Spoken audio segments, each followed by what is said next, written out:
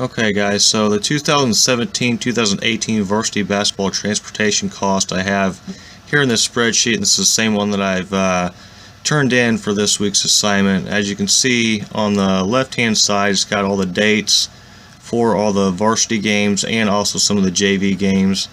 Now if you kind of look close, there's a couple JV games that are kind of sporadic in there, like the JV Breckenridge and the Maysville JV game.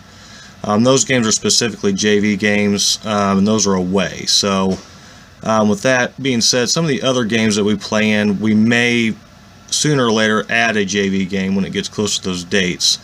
So we kind of just set up strictly varsity. We don't have a freshman team with us being such a small school in that regard. So as you look further across down the cells, we got our opponents in there. The place, as I've taken out all the home games because we don't have transportation in that regard.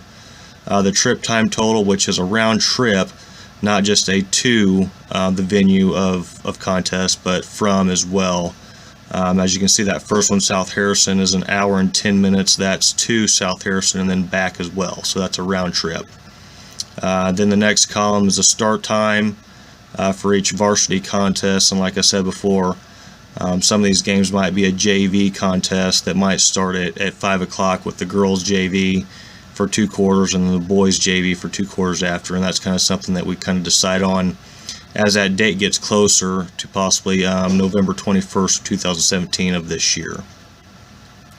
The next 2 columns, as you can see, are boys and girls. I've also listed in there that each game has got a boys contest and a girls contest. In that regard. So both boys and girls travel together. They typically don't travel alone unless you look down the list a little bit under opponent where it says Gallatin tournament or Osmond tournament or the district sectionals, quarterfinals, and so forth down to the state tournament. Typically with those, the boys may play one day, the girls may play another. So I've kind of listed in there and highlighted in yellow that times to be determined in that case, because the boys, if they play on Monday, our expenses are going to be a little different for each day, especially if the boys play Monday, girls play Tuesday, and it's vice versa, back and forth. Some tournaments the boys and girls may play back to back after the first round, which is very fortunate sometimes for some schools because it cuts down on the transportation cost. As you can see later on down the columns, I've got another section that says $10 per hour, which is a sit time in a game for any bus driver.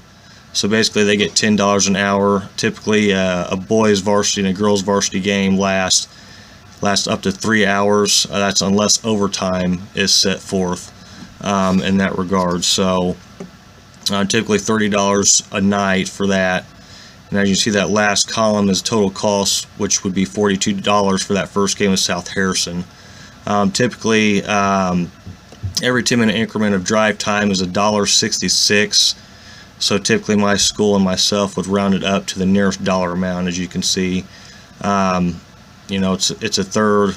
$10 would be for basically a full hour. So we kind of break it down for every 10-minute increment in that regard. So as you can see on the far right-hand bottom right corner, total expenses before the to be determined times and nights of games would be $529. And as you can see, for up to 3 tournaments, we could have additional costs, and it's going to range anywhere from $529 and up in that regard, especially if the teams move on out of districts, out of sectionals, out of quarterfinals, and out to the state tournament. So this is my spreadsheet. This is our transportation cost basically for Winston High School for all of our away games. Hopefully this gave you a little more insight on our transportation cost and what we do with our school here at Winston. Thanks a lot, guys. Have a good one. Take care. We'll talk to you soon. Bye.